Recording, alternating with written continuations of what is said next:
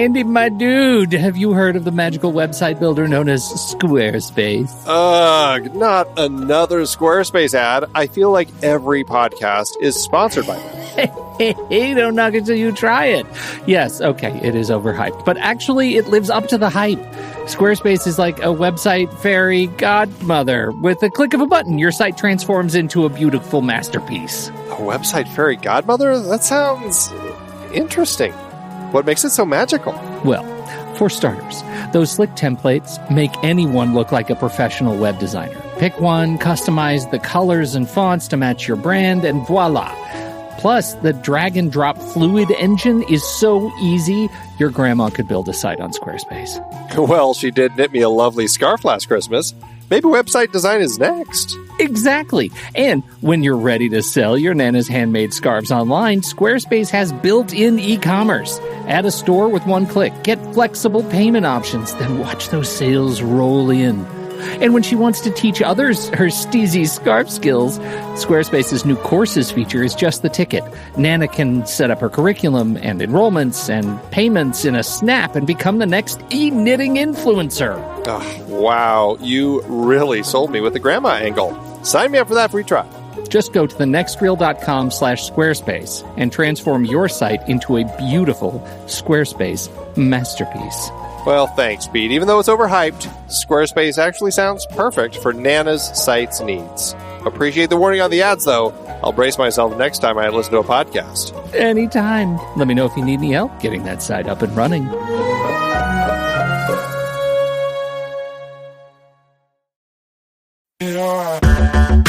Andy, can you believe we've almost hit 700 episodes of The Next Reel? I know, it's crazy. And with all the other episodes in our family of podcasts, we are well over 1,200 episodes of movie conversation. It's really pretty amazing that we've gotten to have these in-depth movie chats every week for over a decade now. And we couldn't have done it without our loyal community of film fans. Their support over the years has meant so much. For sure. That reminds me, we should give the merch store a shout out. Buying shirts from thenextreel.com/merch is a great way listeners can continue to support the show. Plus, they get to sport our great designs. Absolutely. I think sometimes folks forget we have a variety of shirts, mugs, phone cases, and more available. In fact, a great place to start is with a shirt sporting the Next Reel's logo. We also have that classic Fast Times Spicoli Surf School tee, or the weirdly popular Rusty's European Tour shirt. The one from National Lampoon's European Vacation. Why is that so popular? Search me, but we have sold a ridiculous number of those. I guess there are a lot of Rustys taking trips to Europe? We're always adding new designs based on movies we've covered, like our brand new design for a streetcar named Desire, featuring a streetcar named Desire. So if you want to rep your love of TNR and films, head to thenextreel.com/merch. Every purchase helps us continue to have these weekly in-depth conversations. So visit thenextreel.com/merch today. And as always, thanks for listening and being a part of the Next Reel community. We've got lots more great movie chats coming your way. I'm Pete Wright. And I'm Andy Nelson. Welcome to The Next Reel. When the movie ends, our conversation begins. In just a matter of seconds, you're going to hear a classic episode of this show from back in the day when we called ourselves Movies We Like. It took us a while to settle into the show's format, so you'll notice some differences as you listen to these episodes. For instance, it takes us a bit of time to actually get into the conversation about the movie. Things like that. But we're still proud of the conversations about the movies themselves, and we think they're worth keeping in the library. So enjoy these episodes from our back catalog. And you can become part of our Discord community, learn more about the show, and find out how you can become a supporting member at thenextreel.com. So thank you, everybody, for downloading and listening to The Next Reel. We appreciate your time and attention, and we hope you enjoy the show.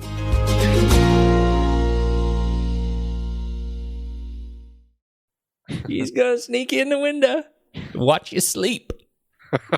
He likes to sit there and watch you sleep. He's going to take his place right next to your mama, who still sneaks in and watches you sleep at night, too. Oh, have you read that book? Do you remember reading that children's book? Yes. I don't remember what it was called. It was the one where mom, she sneaks in to... That was the most... Is that the one where she's like rocks him to sleep as an adult? She doesn't rock him to sleep, but she sneaks into his room in the middle of the night and picks him up while he's sleeping and rocks him. It's terrible. It truly is. It's really awful. The most horrifying children's novel. Hi, this is what you should grow up to expect from your mother. She's going to sneak into your house your entire life and watch you while you sleep and fawn over you. They actually made that into a movie. It's called Ride. We did the trailer last week. Very funny. Very funny. I think that's a little more of an extreme helicoptering. I think there's a good horror film in there, actually. That's really funny. Oh, so what else is going on in your life? You feeling good? How's your kung fu? It's full of fighting. It's full of kung fu fighting. Yeah, strong, fast as lightning. Fast as lightning. Mm-hmm. I have been in Las Vegas this week. Yeah, how was the old Vegas? Oh my gosh, as Vegasy as ever. That town is bananas. It's just crazy. It is, right? A crazy town. Yes. I don't know, man. I don't know how one does it. Like, spends any time there. There was an interview, first of all, I was staying at the Aria, and when you walk in, everything's like a smart room. So you walk in and all the lights fade up and the curtains open and the TV turns on to the Aria channel. Ooh. And yeah, it was super fancy. And there's like a master remote next to the bed, kind of a picture frame remote, and you tap it and you say, I want the alarm to come on at 6 a.m. and I want these things to happen. I want the curtains to open, but only the blackout curtain. I don't want the sheer curtain to open. And I want that just because I want the light. And then I want the TV to come on, but I want it to play soft jazz. Like, you can tell it to do all these things. It was just crazy. Wow. But the biggest thing, which was that the Aria is really close to the Bellagio, right? It's another kind of MGM. Sure.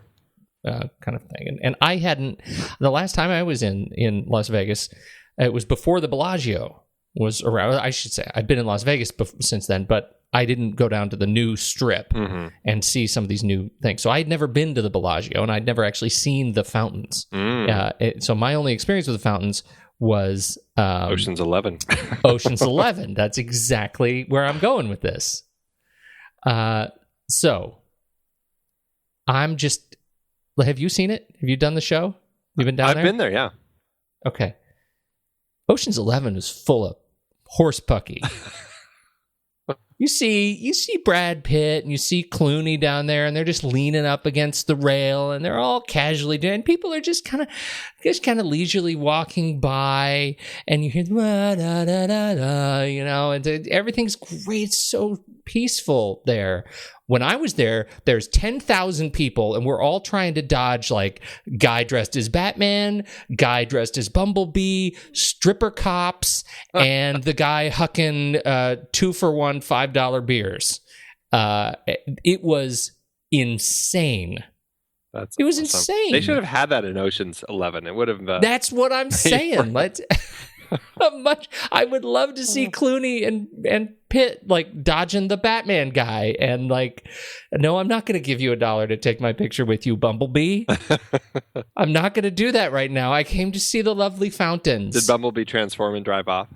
No, he didn't. You know what? He was a grocery cart. Painted yellow with some plastic on it. But his eyes, the helmet was really quite authentic. It wasn't, it wasn't giant. It wasn't robot authentic. It wasn't robot authentic. Yeah.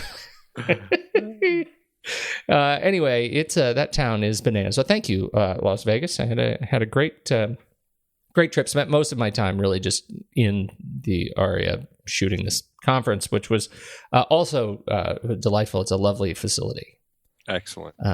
Yeah, lots of robot stuff. Robot curtains, robot light. Everything was robot. I came home and I want to, like, totally make my house smart.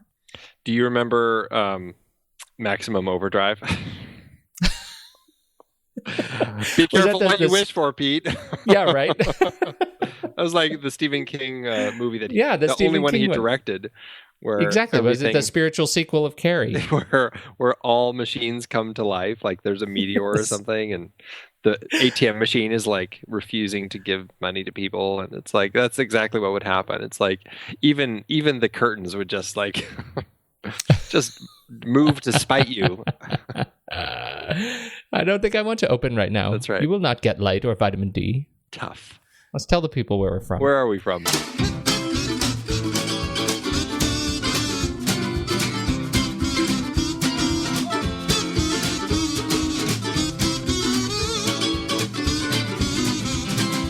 Hey everybody, this is The Next Reel, and I'm Pete Wright, and that there is Andy Nelson. Yo!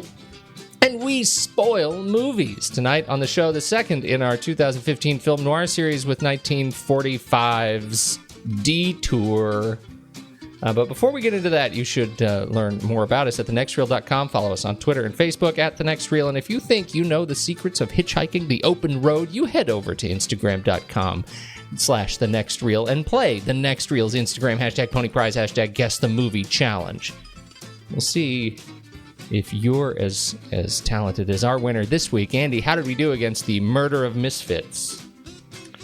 It was a pretty good week this week. It was, something that is familiar to anyone who's been following the show for a while. It was like, was this our first? Was When Harry Met Sally our first New Year's film? I think so.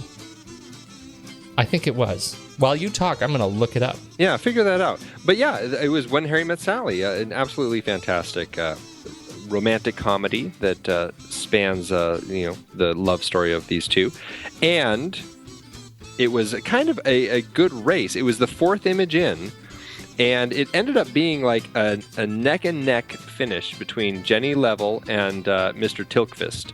And they came in, it must have been fragment of a second apart, and Jenny Level pulled ahead just seconds. Actually, I think it was about 25 seconds, but I like thinking that it was just a fragment of a second ahead.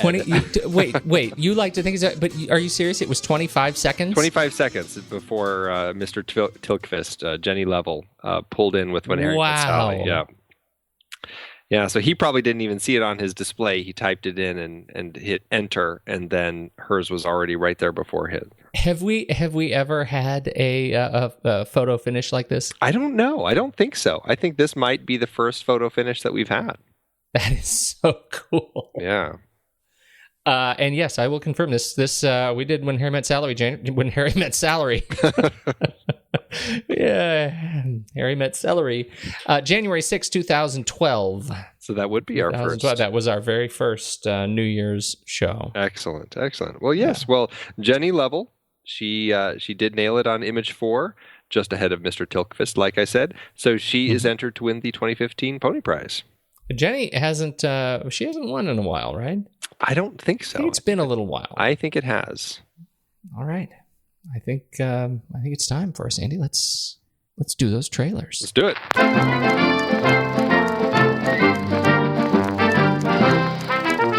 I'm going to go first. I'm totally going to go first.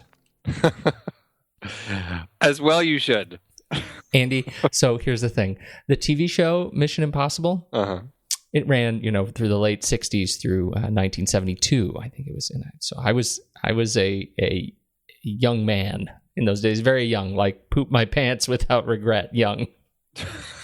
and I have it on some authority that my father used to prop me up with him in my infant days, and we would watch Mission Impossible together while he would eat barbecue bologna sandwiches and Cheetos and Coke. So that's how long I have had a connection to this franchise. My connection runs deep to this franchise. I'm why I'm sorry, I'm stuck on the diet here. No, it was not good. And I should add, it was also, they were made on just strictly as blanched white bread as you could find. Sure. And barbecue, you take the bologna, the round slices of bologna. This is it. And you fry it in barbecue sauce and you put it on, and you don't put anything else on. It's just essentially bread.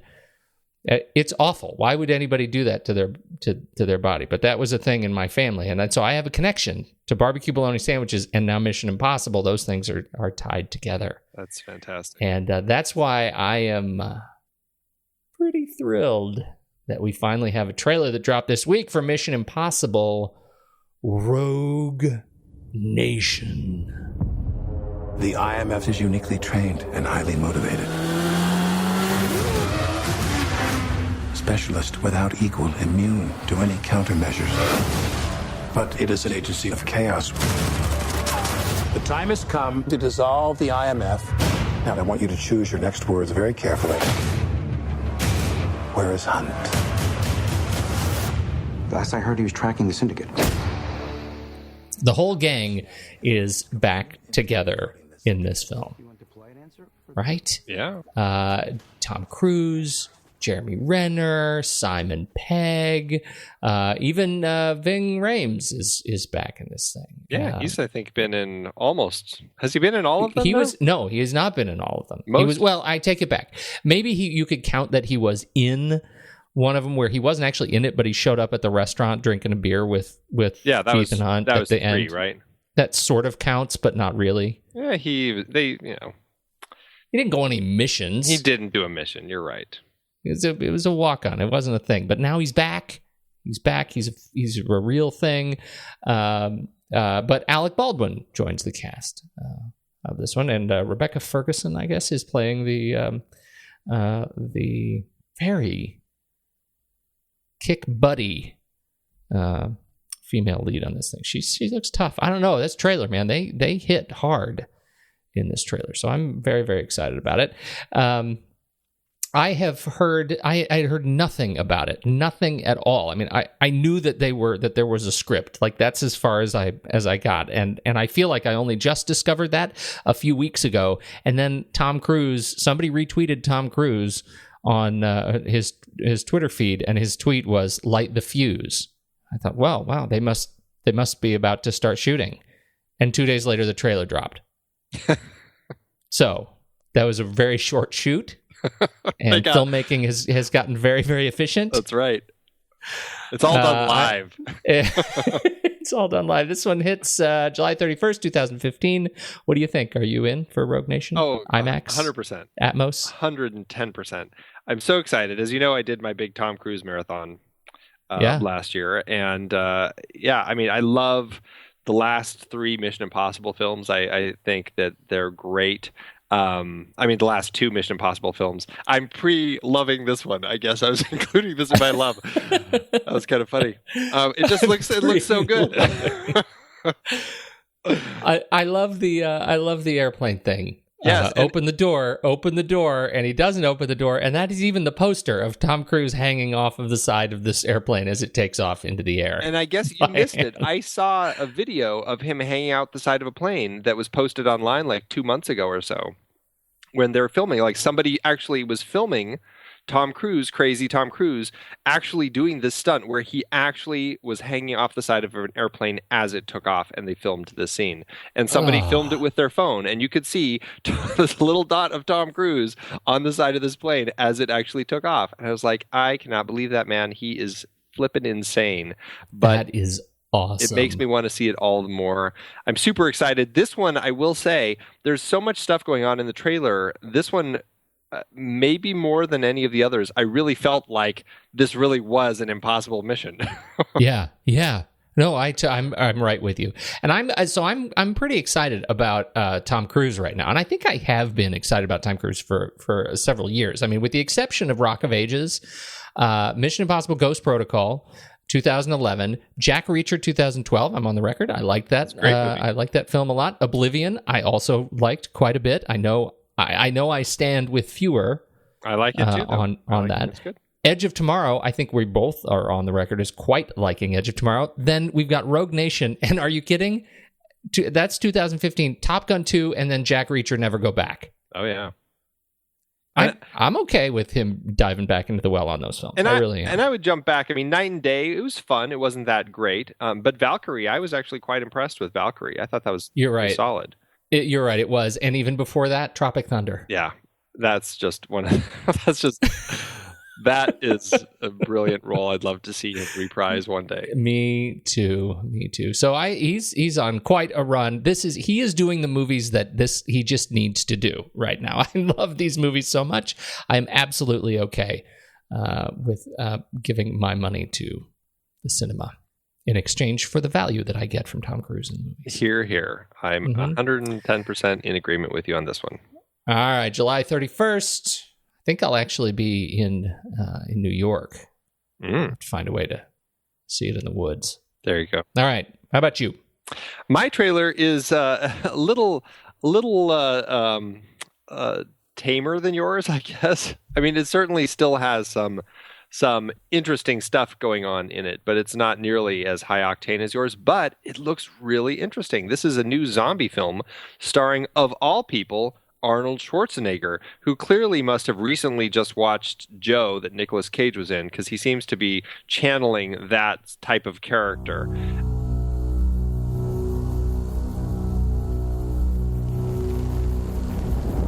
Dad, you've protected me all my life. Now it's my turn to protect you. There is life with you, not with me. Don't come looking for me. I'm safe. I'm fine. I wouldn't normally release someone with this type of infection. Dad! I need you to follow the rules here. Quarantine is 8 weeks in.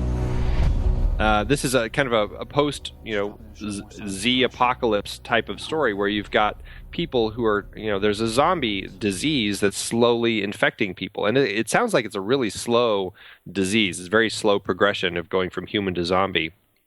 And of course, his daughter, Maggie, the name of the film, ends up getting infected. And he stays by her side. The mother is Jolie Richardson. She figures in somehow. I'm not quite clear on the trailer, but it looks like this is just a really interesting kind of a horror character film with Schwarzenegger and Abigail Breslin as the daughter slowly kind of changing. It looks like a really interesting kind of a frightening character study that really intrigues me. And the buzz on this, especially about Schwarzenegger's performance, is very exciting. And I know Schwarzenegger has kind of, had a lot of, stories going on in his personal life. But now that he's kind of out of politics and getting back into film, I've got to say, this looks like a really exciting step in a direction that I'd love to see more of. So, I'm very excited about Maggie. It's going to be opening, what did I see for the release dates? I know it's limited May 8th. And I don't know how wide it's going to expand, but I'm hoping it does have a good expansion because it looks great, and I'm excited. What do you think? I am equally excited. And in fact, if Mission Impossible had not dropped this week, this would have been the trailer that I jumped on because, we celebrate the canon. We celebrate the entire zombie oeuvre. And I just seeing how great he looks in this film. Yeah. Gets me just really excited for his for him taking on some of these more interesting kind of alternative roles. I did not like him in that police thing that he did. He was like the SWAT. Oh, yeah, I missed that one. SWAT leader, and I just wasn't crazy about that. The films that he's back to, obviously we haven't seen Terminator Genesis yet. I'm reserving judgment, but this one is I'm more excited for Maggie than even Terminator Judgment in terms of the Schwarzenegger performance. Terminator Genesis, because he looks really, really good. And Abigail Breslin, of course, the final sequence when her feet come out of the bed, and it's a close up on her feet as that foot just kind of enters the frame, is really haunting. Mm-hmm. So I'm very excited about it. It's one of those, if you kind of celebrate the catalog of zombie films, it reminds me a lot of The Last of Us, which was actually the game that they are making into a movie that was a multi-award-winning game. You talked about that one on the show, the opening. Yeah. Right. We've talked about that one. It's a fantastic game, and it is that same sort of father-daughter, or not father-daughter in that case. They're not related. They find each other and making their way through this world together, and so it has that a kind of vibe to it that I'm really excited to see explored. Excellent. It's almost, you know what it's almost like? It's almost like what was the one with Will Smith that I like so much? I Am Legend, but like a year earlier. So not everybody is dead yet, and the daughter is still alive. Right. This is what it would have been like, and the dogs are still good. So, Pete. Yeah? Where did you leave his body?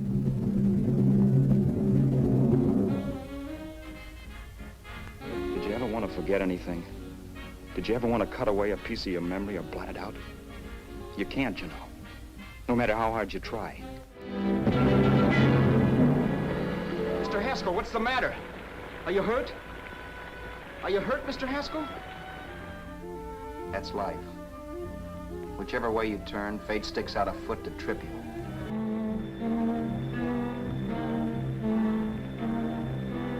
Sure, $3, 300. It was a piece of cheese, a big blowhard. Listen, mister, don't try and tell me anything about Charlie Haskell. Remember, I knew him better than you did.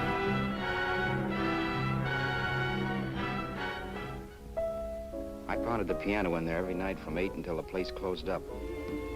So when this drunk handed me a 10 spot after a request, I couldn't get very excited.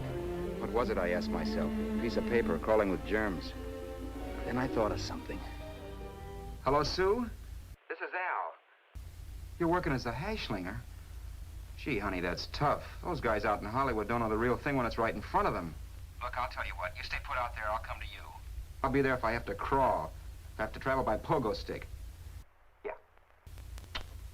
Bye. Ever done any hitchhiking? It's not much fun, believe me. If only I'd known what I was getting into that day in Arizona. Detour should have been a musical. Wouldn't this have been a great musical? It can still be a great musical, Pete. Let's write it.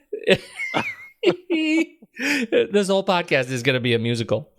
Film 1945 noir thriller, stars Tom Neal and Ann Savage.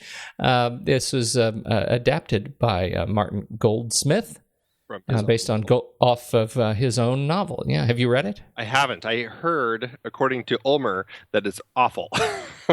I actually I bought it and I have not read it yet, but I have it. It's on my I'm Kindle. Curious now. Yeah. Yes, I am also very curious. As you mentioned, directed by Edgar G. Ulmer, who I mistakenly referred to as Edward last week, like a fool. Oh God, amateur! What a boob! Rank! What a boob! This is a very short film. It's 68 brief minutes. Yes, not quite a movie, more than a sitcom. It's kind of right in there. This is what do we know as Poverty Row? Poverty Row was a slang term used in Hollywood from the late 20s through the mid 50s to refer to a variety of small and mostly short-lived B-movie studios. Thanks to Wikipedia, I'm able to tell you that. While many of them were on or near today's Gower Street in Hollywood, the term did not necessarily refer to any specific physical location, but was rather a figurative catch-all for low-budget films produced by these lesser-tier studios. And there were a lot of these in that time, and PRC was the company behind Detour. PRC, I know I looked up what that's... Producers Releasing Corporation. There you go, yes. See, this is what I do while you're doing your thing. That's right. And they released this. They were one of the studios in this so-called Poverty Row.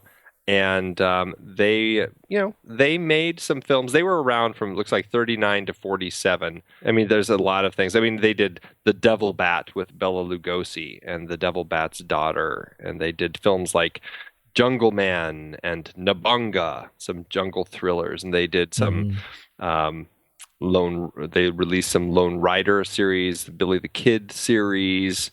Just a lot of stuff that is probably, sadly has vanished from the world. I mean, I think a lot of this stuff kind of just ended up getting lost, and people are, some of these film copies may be sitting in archives somewhere, and people just haven't come across them. But well, and I want you to comment on that, because I know you have dug up some more about the kind of where this film sits. It has fallen into the public domain, so you can find this in a lot of places. You can torrent it. You can it's available in just about everywhere, and not sold or finished in many different formats. I actually watched it on it was released as a Criterion collection, and it's available in the Criterion section of Hulu Plus, which is really nice. Which is really strange, because Criterion has never actually released this physically. Right. So because I was like, well, you said that last week. I'm like, Detour, really? And I looked on their site, and it's nowhere to be found on their site. So it must be something that they just kind of pulled or they partnered with somebody who had a copy of it and then released it under their umbrella over on their channel. I don't know how they classify those films, but Detour is not alone. There are a number of films that are like their kind of bench strength films that they haven't actually released, and it is not. They didn't do it's not like a remastering. There was no cleanup involved. It's a really messy print. Like if I was an Amazon reviewer, I would be having a field day in my review. There you go. It really is. It's not great, but it's great that it's available and it's great you can find it. What was your experience watching it? I watched a print from was it Alpha Studios, I believe, that it's really not the greatest of prints. It was or Alpha Video is what it was. It was a pretty rough copy of it, unfortunately. But I've had it on DVD forever. I don't even remember when I got this, but it's been quite a while. And I know that there have been a few other DVD versions that have come around. Before that, I mean, the problem with it is this was one of those that PRC just kind of dumped their catalog into the world of TV, and this was one of those films that just kind of played on TV for years. It was just kind of a B picture that people would catch on random times, and so the prints were never taken care of. And I mean, there were really poor 35 or even 16 millimeter films floating around, and there's a film collector, Wade Williams, who he saw it when he was young, and it's kind of just, he sounds like a very interesting guy, this Wade Williams, and he actually has his own website, wadewilliamscollection.com, and you can look at all the films that he has and TV shows that he's got and everything. He sounds like a really interesting guy. He's got a lot of really interesting old sci-fi films, and he bought a copy of Detour, and apparently his is like, it sounds like the most pristine copy that's out there, and he did release it through, I believe, through Image DVD, I think. And I haven't seen that copy, so I can't speak to it. But he sounds like a very tight-fisted person who doesn't like to release his stuff. He's never released the trailer. He has, I guess, a copy of the trailer for Detour. He's never released it. I don't know if you had any luck finding a copy. I didn't look. No, it's so fascinating about it. I mean, I did. I found a trailer, but I think it's a fan trailer that has some nice snippets of dialogue, and obviously you, by the time you're listening to us now, you will have heard that a portion of it. So you get some dialogue, but it was not the official trailer. I couldn't find anywhere that was an official trailer. Yeah, he apparently has it, but he's very just reading about. I mean, his site, of course, paints him very nicely. But if you read other DVD review sites, they talk about how this is this guy who won't let these DVDs out of his clutches. He doesn't want to. He's afraid, I guess, knowing that it's a public domain film, that once he puts his pristine copy out there, that it's gone, and he really, doesn't really have much way to make money off of it anymore. And so it's never been released on Blu-ray.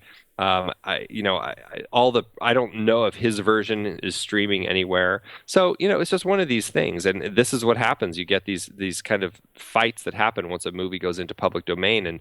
And there are, some great companies like Kino Video that will put the money behind a public domain film, like they did a wonderful print of Nosferatu, and but which is in the public domain, but they put the money behind it because they wanted to release a really quality version of it on Blu-ray, and it's a gorgeous print. I would love to see that happen with Detour. My print, I mean, there were some scenes. I mean, a lot of it was very scratchy. There's some that's just, you got that jitter from the sprockets not lining up or being torn. Yeah. Lots of frame dropping. Yeah. Characters just sort of suddenly move 4 or 5 feet across a room. Right. Exactly. As they're walking. Where a whole chunk of film got moved. And it's a shame that this film just wasn't treated well. And I like I said, I haven't seen his, so I don't know if his is any better, but I don't know. I'd love to see it taken care of and put out there. So I had not seen it. Yeah, right. This was your first time. This was my first time, and I have since watched it, I can say safely, 2.5 times. You gave me some specific viewing instructions. You said, watch the film, then read this, sent me a link, and then watch it again. Right. And you know what I did? Exactly that. Excellent. I did what you tell, because when you say jump, Andy, I say how high. That's That's our relationship. That's exactly right. Don't you forget so the it. link that you forwarded me was the Ebert review, and I'd like to read the opening paragraph. Okay. Detour is a movie so filled with imperfections that it would not earn the director a passing grade in film school. This movie from Hollywood's Poverty Row, shot in 6 days, filled with technical errors and ham-handed narrative, starring a man who can only pout and a woman who can only sneer, should have faded from sight soon after it was released in 1945, and yet it lives on, haunting and creepy, an embodiment of the guilty soul of film noir. No one who has seen it has easily forgotten it. I disagree with parts of that. Okay. And I have a feeling you and I disagree with different parts of that.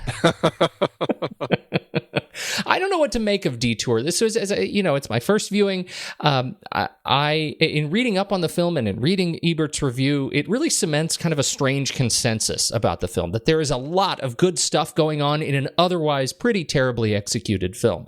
It takes this whole B-movie vibe, and in some places, the B-movie vibe, it comes with a lot of film noir. You kind of get that. But this one, the DIY-ness of this production that is so evident on screen, in some places takes it right into Ed Wood territory. Oh, yeah. And I find that distracting. And so I don't think I quite know what to make of Detour. I don't know what to make of it because I didn't particularly enjoy much of it. I deeply enjoyed pieces of it. Our protagonist, Al Roberts, played by Tom Neal, he's a whelp. He's terrible, right? He has the best of intentions to go join his girlfriend Sue on the other side of the country. He's got no money to speak of, so he hitchhikes. I don't find him an interesting character. It's quite the opposite. He's a bore. He is tiresome. He is a drag. He's a buzzkill. There's like nothing interesting about it. In fact, at one point, this dark noir kind of brooding character, we actually go into the bathroom and watch him shave.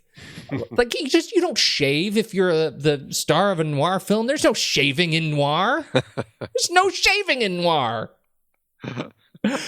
So his motivations are really puzzling to me. So on the surface, we're led to believe he's doing this good deed to go out to Hollywood. His girlfriend wants to find fame, and so she walks out of their relationship in order to go be famous in Hollywood. But, really, what were her motivations in the first place? If I had been dating this guy like him, faced with the exciting possibility of fame and fortune in Hollywood, I would have left too. He wasn't that compelling of a guy. So I'll leave it at that, because I think from there on, there are some really interesting elements, but I would like you to respond.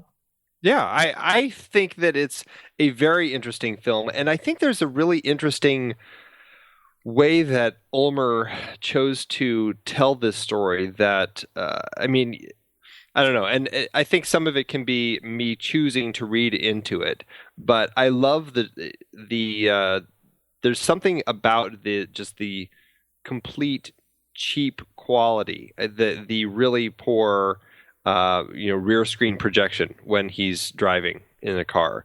The fact that the whole scene when he and his girlfriend Sue are walking at night through the streets of New York, it's like they were in an empty studio and they turn on the fog machine and just filled the street set because they couldn't actually find a spot in LA that looked New York enough.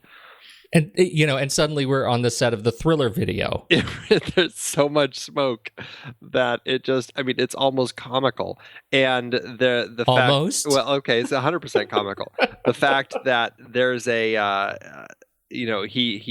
when he shot the scenes of him hopping in cars as he's hitchhiking, he didn't do it the right direction, and he wanted, instead of going left to right, which makes it look like people are going west to east, he wanted them going right to left, and so he flipped the film And by doing so, the cars are on the wrong side of the road and the driver's on the wrong side of the car, and he's getting in on the driver's side. And so it all looks completely backward. And there's so many things like this through the film that just scream cheap production. That, I mean, you wouldn't ever see a film that is 5-star rated in Roger Ebert's great reviews or great movies, selections, that has all of these flaws. You'd never find a movie that's made today that is given this much special treatment, except for the fact that there is this dreamlike quality to the story that I always find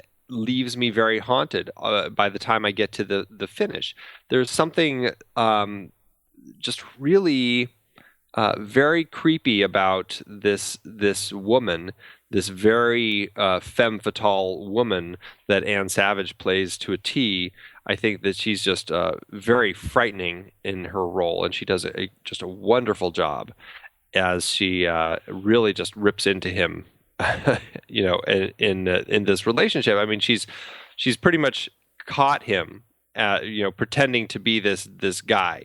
The driver has a heart attack. Yeah, we gotta step back, because I think that the story of Charles Haskell, the real Charles Haskell, the driver who picks up Al Roberts, is it sort of plants the seed for this relationship, that Anne Savage comes into the picture. And so that, I think, is really interesting, because both Haskell and Vera are characters embodying sociopathy. Right, and they become these sort of sociopathic satellites to Al Roberts.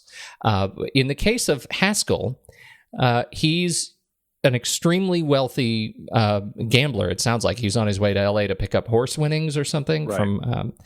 And so he's very, very wealthy, and he picks up Al on the road, and after a long period of silence, they start to learn a little bit about him, and he starts telling these stories with some relish about how he was in fights and cut another kid and put a kid's eye out. Put a kid's eye out. That's what it was. He put a kid's eye out, and he was, he talks about it with such like passion and such kind of relish, and we notice the deep scratches on his hand, and he starts telling this really misogynistic story about how he put this woman out. He picked her up, and she was ingracious, and so he put her out on the street. Any man would have done it. He's not a good guy. And then where you pick up, he has a heart attack on the road. Yeah, and so that's where the first sort of poor bit of judgment comes in on the part of Al Roberts. He knows he needs to get to LA, and so he decides to take on Haskell's identity. Right, because no one will believe that Haskell died. Everyone will think that he killed him.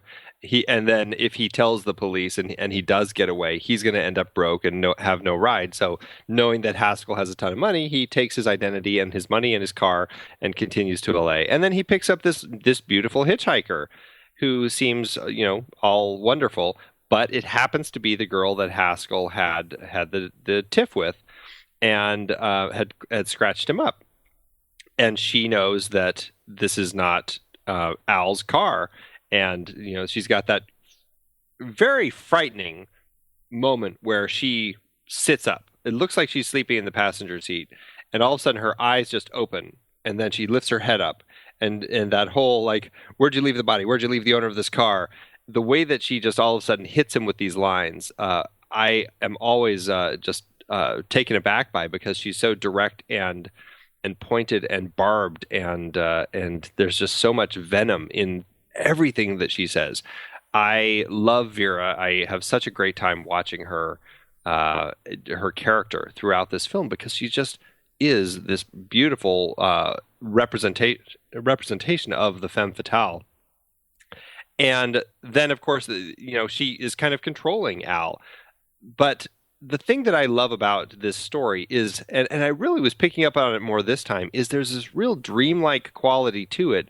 And I mean, like a lot of noirs, it's being narrated to us by Al after the fact. He's sitting in a diner, and we've got that great camera move as the camera kind of goes in on his face. All the lights in the restaurant dim, and you've got that kind of that light behind the gobo that shines up on his face as the narration begins, and we flash back to the story.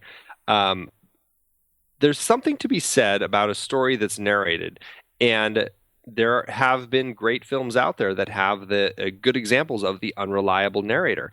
And I'm starting to feel like this is not just a sad sack who makes really poor decisions. I mean, posing as a dead man, hiding the body in the bushes. I mean, it's like the most absurd decision to make. Like, oh, this seems like the logical thing that I should do in order to keep moving along. Mm-hmm. I don't know. It's noirish mentality, but at the same time, I'm starting to feel like, and again, I don't know if Ulmer was necessarily thinking this, but this is definitely my interpretation now, is that this is the narrator wanting us to believe that. And this is him really kind of painting this picture of I don't want people to think that I'm this killer. I'm going to paint it like like he had a heart attack, and he's like selling it to himself as much as he's selling it to us. And the whole story. I mean, even when you look at the flashback of him and Sue walking through New York, just the fact that it's so ethereal and everything just screams dream to me. And it creates this mood that takes this man down this journey, or down this path that is just a very dark journey that into really kind of the dark places in his soul that he doesn't necessarily want to go to.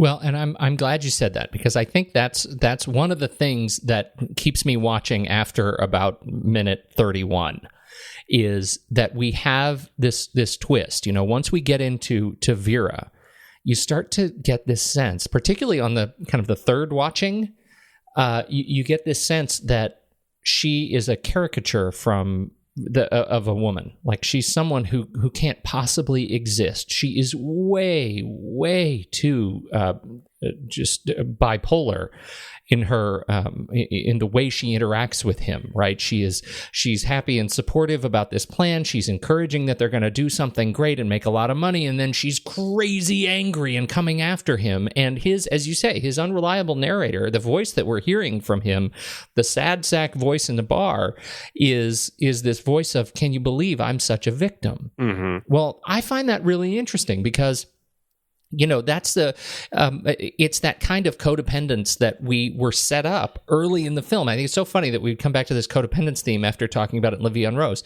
That, you know, we have his relationship with Sue. It can't be good unless you know, he can't be okay unless she's okay, and she's not okay. And so he is trying very hard to rationalize their relationship together. But at this point, you know, once we see how he's interpreting his relationship with Vera, who knows what happened to Sue? Did she really go to L.A., or did she, air quotes, go to L.A.? Right. Who is the most dangerous character in this film by the end of it? We have two people confirmed dead at his hand, and yet how accidental could it possibly have been? That's the piece that I think makes it really interesting. If I could just get over the fact that I'm so not interested in his whelpishness. His sad sack is played so extreme, which I actually have really grown to love. I really enjoy watching Tom Neal in this because it's like one of the most pathetic film characters that I've seen. I mean, there's nothing about anything that works for this guy, and he's just so glum about all of it. And I don't know, there's something that I kind of laugh about when I watch. And but I can see where you're coming from with him, because he really is this character that's just like, I mean, he's not that interesting, and then he goes to make some of the worst decisions that a character could potentially make. How is that a character that you're interested in following? It's, you know, there's an interesting thing, and this was something that, you know, that we had this conversation about who's the most dangerous person in the film. Did you catch the way the heart attack happened? Now I really am saying heart attack with air quotes. Well, so, yeah, it looks like he falls out of the door of the car, like he's sleeping. He falls out of the door of the car and hits his head on a rock. is what it looks like to me. Yeah. Yeah, it's what it looks like to me too. But and then he goes and buries the body under some brush.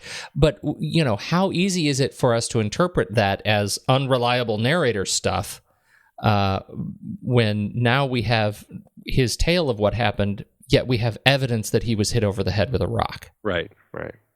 That makes that sequence, I think, more telling on second and third view. Yeah, I think it's really a very interesting journey that this character takes. And I also think I haven't quite made the leap that maybe he also killed Sue. I think there's an interesting angle where maybe he had this relationship with Sue and he thinks he wants to get back to that like good relationship, but he really knows he's this scoundrel and this cad and this murderer. And when he ends up with Haskell and when he ends up with Vera, it's really, he's in a relationship that is much more fitting for him. I think he feels more at home in those relationships. I mean, the thing that's so interesting, once he's with Vera, it would be so easy to leave. There's no, she's drunk all the time. And I don't know. I think that he finds excuses to stay, but it does feel like there's this sick relationship that they are actually forming and that he actually seems to prefer being in that sick relationship because that's kind of what he prefers in his life. Right. I can totally see that. She is, if you talk about the one reason to see this movie, I think that's, she is that reason. Vera's, Anne Savage's Vera is a fascinating character to watch. And it really does get better every time I see her enter the frame. She's just wonderfully talented in this film. And such an interesting person to watch. Her exchange at the or her turnabout at the car dealership when they're trying to sell Haskell's car, I think is really great. She's in there they're trying to be the haggling couple, and the lead up to this sequence, them talking in the car about this plan, about how they have to sell the car, they have to make it look like they're haggling so that it's not too fast, somebody will rat on them on the car, but to watch her end up taking control of that scenario, I think was a really interesting exchange. It was particularly nice to see a little bit of shakeup because this is, from a production standpoint, this film only has 3 sets? Yeah, very few. There's the nightclub, there's the apartment, the dealership, and then rear projection, pretty much driving in the car. Well, and there's he stops and stays at a place also. Oh, I guess that's true. There's that one room. Yeah, right. Yep. Yeah. Plus exteriors for a few exteriors, desert exteriors. Yeah. Right. So anyhow, there is a nice kind of play back and forth between them, which I think takes on more interest as you start to think about her as a manifestation of his relationship with kind of women, and as a manifestation of his memory, makes it more interesting to me. Yeah. It is, if you look at it on its surface, and this is what a lot of the reviews say, if you won't like the movie if you take it on its surface. I completely agree with that. This is a film where, and I'm curious to look at the Amazon reviews for this one.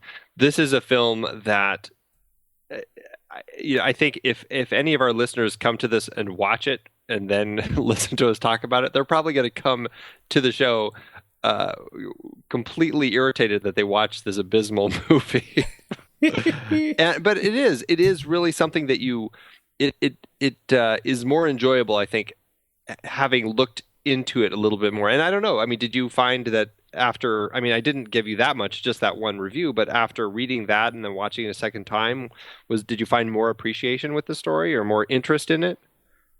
Well, more after us just talking about it, but I still, I think I'm one of those people that I think I'm not looking at it just on its surface. I hope our conversation is one that indicates that I'm not just taking it on its surface, and I'm still not entirely sure that I'm going to be dipping back into this well in the future. I think that I love what the intention of the film, I really do, which is why I want to go back and read the book. If, awful or not, I'd really like to kind of understand where it came from, because I think there are some really interesting things going on there, but the execution of it gets in its own way. It's a film that trips over itself, and I can. This was the point I wanted to make earlier. I can totally see why this film is popular in the circles of the deepest film critics, but didn't get any production traffic and has fallen into public domain. If this film had been really more broadly popular, if this had been a Maltese Falcon, somebody would have taken ownership of it, right? Somebody would have made sure that this didn't end up, that the best print didn't just end up in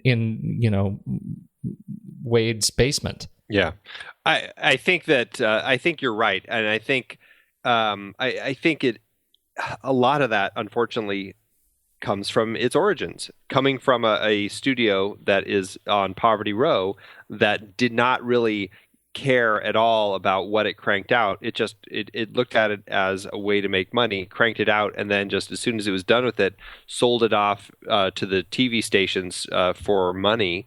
It just shows that they never went into making any of these things with the intention of it being anything more.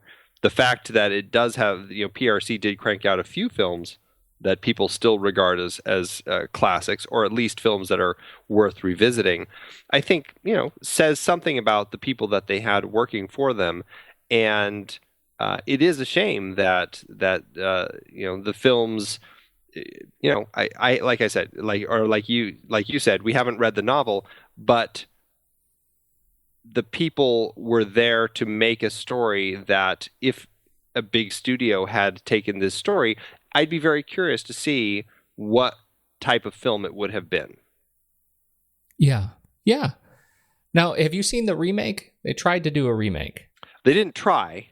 They did. They did a remake. It was actually... And it wasn't the son of, what's his name? Yeah. in that same role? Tom... Yeah, Tom Neal. Neal's son. Tom Neal Jr.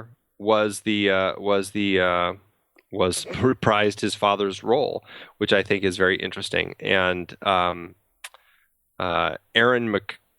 McGrain played Sue, and then Duke Howes played Charlie Haskell, and Lee Lavish played Vera. This was released in 92, I believe. And, one of those films that I completely don't recall ever hearing about. But interestingly, Wade Williams was actually behind it. He loved Detour so much that he actually got this made. And I hear it's just completely abysmal. And it's funny that a remake of the same story is looked upon as abysmal, but this one, with all of its very poor production value, is actually regarded as kind of a noir classic. Yeah. But I do agree with Ebert to a certain extent that there is something to be said with these issues and how it ends up helping to kind of create this noirish mood. Like his last paragraph, do these limitations and stylistic transgressions hurt the film? No, they are the film. Detour is an example of material finding the appropriate form. Two bottom feeders from the swamps of pulp swim through the murk of low-budget noir and are caught gasping in Ulmer's net. They deserve one another. And I think there is a truth to that and maybe this is why I've grown to really love this film, and why, like I said last week, why I think I may have watched this more than any other noir, is because there's something in the cheapness of it that actually feels like it is that seediness. It almost represents that low end of what noir really is trying to say, and that's it just kind of feels like it was born from the gutter. I can see that. I can see how you might I can see how you have gotten there with that film, and I think it's fair to say I'm not there yet. Sure. I think this film, I couldn't help but think this is one of those movies that I didn't think found its right form. I would much rather see it as a stage play, for example. There is such, I think there was, and maybe it's because I really had such a problem with Neal. There's such life and vibrance in Vera, in her sociopathy, that I just love, and. He really, it's not just that there's a dreamlike sense to the film. He's in a trance much of the film, and I think that is so distracting for me. But I think there are a lot of layers to the film. It's one that I would love to see on stage. I would love to see it remade with some broader intention to it, and a little bit more interest. The cinematography of the film, it's actually fascinating. Benjamin Cline is the cinematographer of the film. The camera was, it might as well have been an episode of I Love Lucy. Like there was no energy to it. It was like there was certainly not the energy that we have already come to expect from other films of the same genre at the same time. This was very clearly a 6-day shoot, and yet Ben Cline he's got 369 credits between 1920 and 1972. This guy was a machine. In terms of getting behind the camera. And I will say, for a 6-day shoot, there's actually more creativity in this film than you would ever expect. Like, I actually find there to be some interesting moments that do kind of stand out more so than what you would see in like an I Love Lucy episode. Like I mentioned, the interesting lighting game that they play when it goes into the voiceover. There's that really kind of disorienting shot that starts on when he's sitting in the diner. It starts on his face, and then it booms down to the coffee mug, which seems like a giant coffee mug. It like throws you, and then it kind of it pans over and moves over to the jukebox. There's some really interesting movement. Likewise, when he kills Vera in the end, you've got that really fascinating, almost first-person point of view camera perspective, where it's like the camera shows her face, her strangled face on the bed. It goes out of focus and moves up to the mirror or to the nightstand, and it focuses in on her hairbrush. It goes out of focus and it moves over to her shoes and it focuses on those. And it kind of keeps moving around, going in and out of focus. And for a film that was shot in 6 days, yes, a lot of it was very kind of standard and not overly creative. But I actually think that they did find some ways to make it at least more interesting than it should have been. All right, I'll give you those. I'll give you those sequences, and I'll add one more to it, but I'm not officially changing my opinion. When she picks up the phone and says she's going to call the cops, the camera stays right on her, and I think what is a really interesting switcheroo, she talks to the cops while her eye line is straight at him. As he starts to struggle with her, the camera doesn't change. Like they don't cut back to him, and the next cut is again from over his shoulder. His back is still to us, but it's now from outside of the room, and I find that such an interesting tussle. That is one that I'm going to add to your list. Yeah. I'm still not that excited about it, but no, I agree. I think a lot of it isn't that exciting, but I think there's more in it than you would expect for a 6-day film shoot. That does lend to this feeling of just kind of, something being a little more dreamlike, a little more something's just out of whack a little bit. I've grown to really appreciate all of that. The final assassination is so bizarre. Yes. They're still in their tussle. She is super drunk. The phone box is actually in the bedroom, and the phone itself has been out in the living room where the threatening police call happened. With potentially the longest phone cord that I've ever seen. Longest and most sturdy phone cord that you've ever seen. Yes.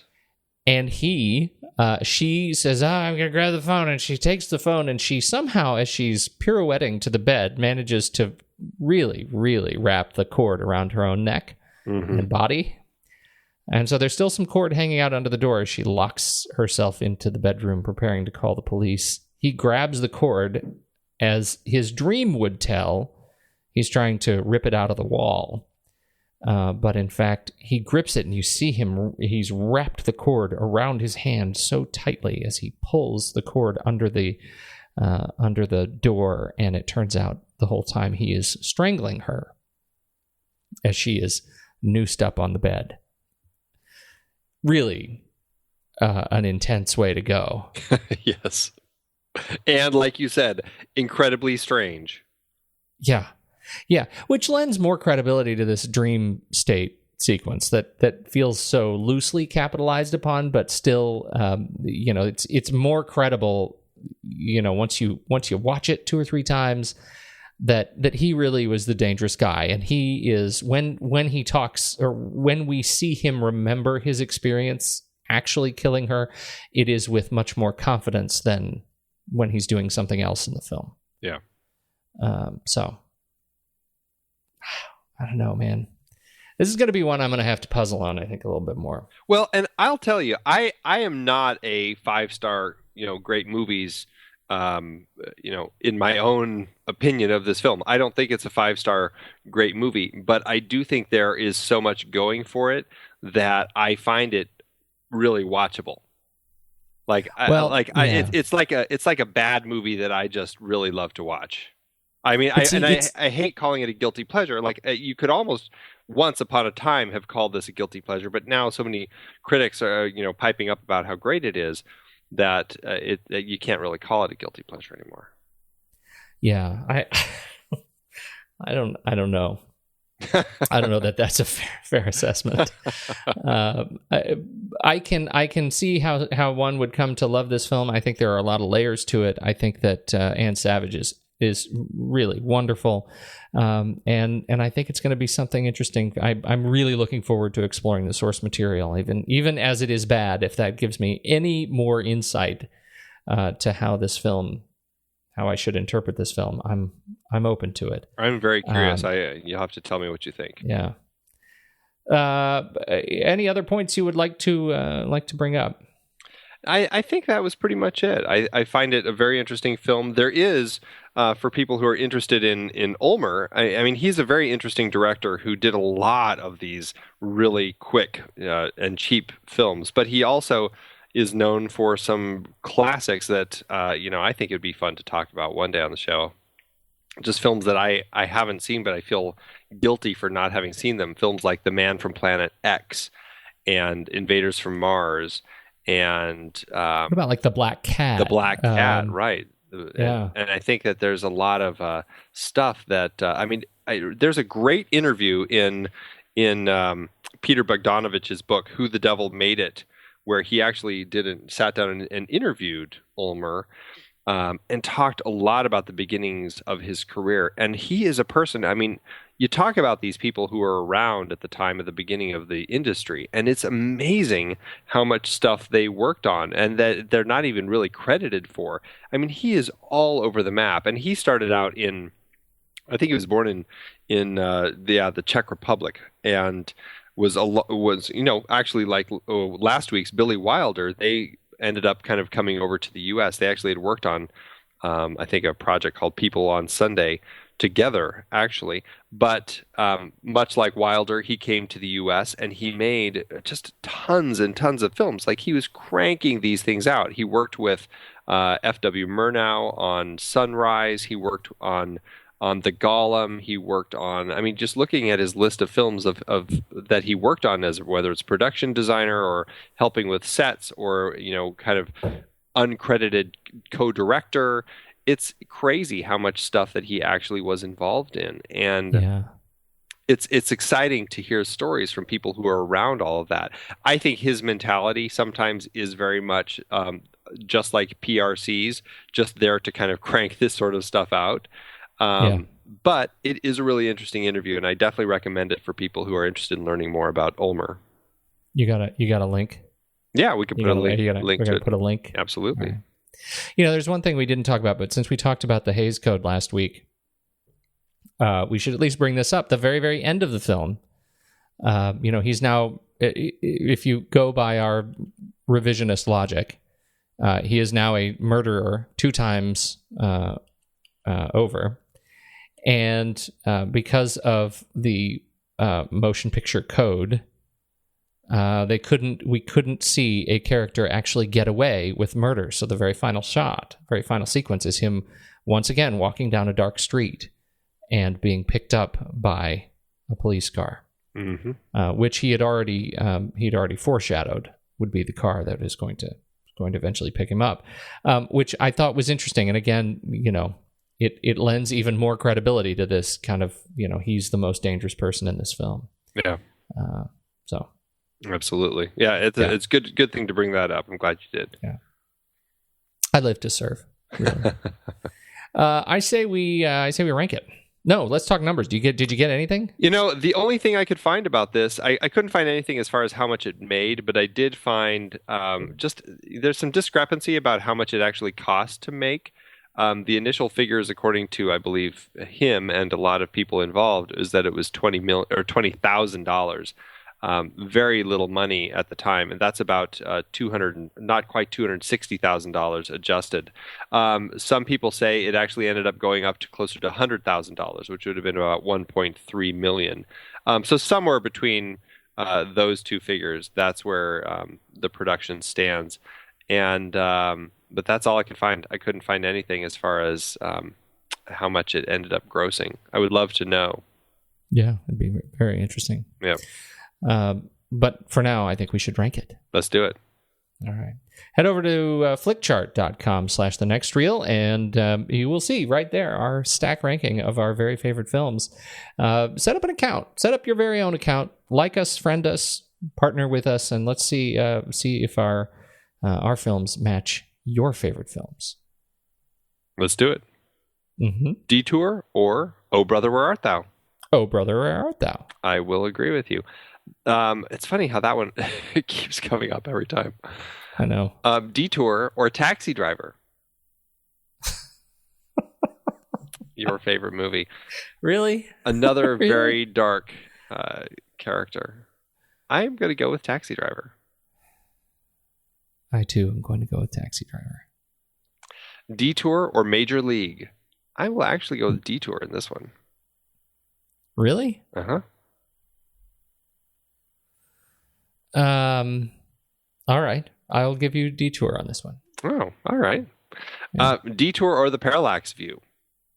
Parallax View. Yeah, Parallax View. Detour or Prometheus?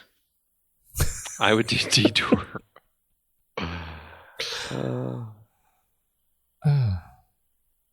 Man, I was frustrated by Prometheus. That's why I'm going with Detour, because this is a grudge vote. Because Prometheus.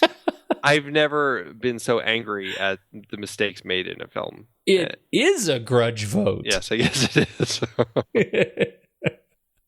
I will agree with you on the premise of grudge. Okay. Detour or The Bishop's Wife? I would do Detour. I, on this one, would do The Bishop's Wife. Well, you gave me one. I'll give you The Bishop's Wife. All right, thank you. Oh, look at that. 149 out of 177. Out of 177, is that what you said? Yep, out of 177. Wow. All right. I'm okay. That feels okay. Yeah. Yeah. I agree. This is a movie, I think, having seen it, I was coming into the conversation tonight. I was kind of ornery. I was thinking, what the heck does Andy really love about this movie? And I am relieved to know two things. First of all, that there is a lot more going on in the film. The more you see it, I think there is some more interesting stuff going on here. And it's certainly made better with the conversation. But two, that you are not as gung-ho as you were in my head version of Andy. Yes, no, it's not. My head version of Andy, you were off the charts. Yes, just because I've seen it a lot doesn't mean that it's like my favorite noir or anything.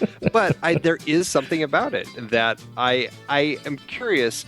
A year or 2 years from now, what will stick out about this film for you? Because this film, when I think of film noirs, this is one of the top films that always comes to my mind. Just the look on Vera's face when she sits up in the car. There are moments like that in this film that just scream noir to me. And when I think of noir, this is one of the ones that jumps right up into the forefront. I believe that. I believe that, and I don't mean that sarcastically. All right. This was good. Where do we go from here? We're going to continue our jaunt. We're going to actually take a detour down Scarlet Street next week. Fritz Lang's wonderful noir. I'm more excited about this one. Have you seen this one? Yes. Okay. Yes. It's a fantastic film. It's really a fantastic film. So, there you have it. All right. Well, for now, I'm going to go to bed. All right. I got to go bury a body in the desert.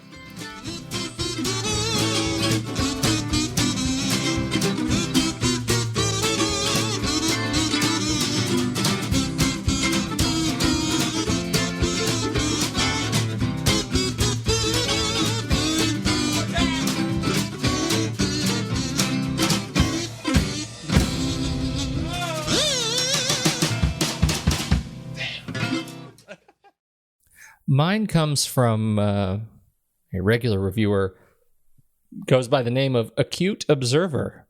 Aw. Mm-hmm. It's kind of a long thing, a long review. I'm going to skip some of it. Okay. The whole first paragraph is about the story. Vera and Al register as Mr. and Mrs. Charles Haskell. Quote, "I'm always right," their conversation tells about their characters. They don't sell the car. They dine at a drive-in. Vera has big ideas. The monetary figures date this film. An argument results in more bad luck for Al. He leaves, but an unforeseen event occurs to end this story. A better script could improve this low-budget story. The idea of impersonation of a stranger was used in other films and stories. If Vera was thrown out of Haskell's automobile, how is it possible that she would return to it and be ahead of it, going the other direction? As a 2-star. That is pretty funny. Yeah. Probably another film flipping problem. Right. What's yours? I actually am going with a different one than the one I was going to go with.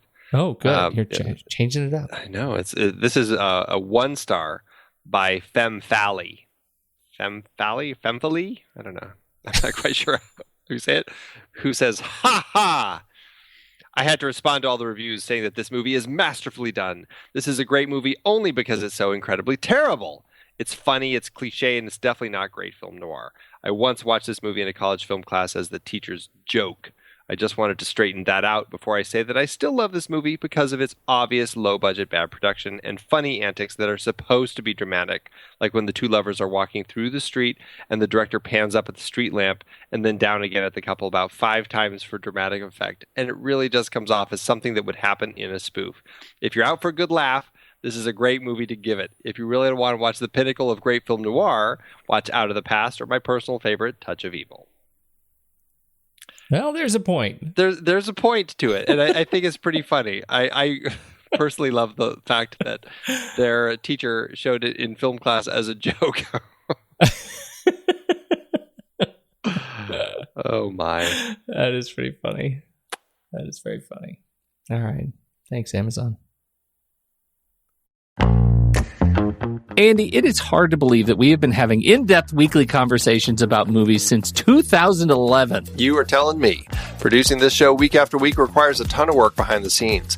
If you'd like to help support our efforts, one easy way is by using our originals page when shopping for books and movies that we've covered. Just visit thenextreel.com/originals. Your purchases made through our links give us a small commission at no extra cost to you and allow us to keep having these great discussions. I love The Next Reel Season 4. Do you know why? I don't. Why? Because we got to talk about my favorite movie, Terry Gilliam's Brazil. That's not even an adaptation. No, but it was such a great part of our great Terry Gilliam series, and a few others in that series were adaptations, like The Adventures of Baron Munchausen, adapted from Raspi's stories, and La Jetée, which inspired 12 Monkeys. Oh, right. And for our Man with No Name trilogy, we saw how Sergio Leone's A Fistful of Dollars was basically stolen from Kurosawa's Yojimbo. We added Labor Day to our Jason Reitman series, adapted from Joyce Maynard's novel. Oof, there's one we'll always regret. Our big Stephen King series covered adaptations like The Shining, Cujo, Christine, and Stand By Me, great horror and coming-of-age tales. Another Coen Brothers adaptation, too. We got to talk about how they turned Homer's The Odyssey into Oh, Brother, Where Art Thou? For our holiday series, we did The Bishop's Wife and The Poseidon Adventure. And who could forget seeing Alec Guinness in the adaptation of Kind Hearts and Coronets during our series dedicated to him. We really need to do more of his films. Truly. We had our first Film Noir series with classics like Double Indemnity, Detour, and Out of the Past. And our black and white cinematography of James Wong Howe series with The Thin Man, Sweet Smell of Success, Seconds, and King's Row. So many adaptations. Oh, you're not kidding. Dive deeper into these originals and more at thenextreel.com/originals. Every book you buy helps support our show. Get the full list at thenextreel.com/originals and start reading today.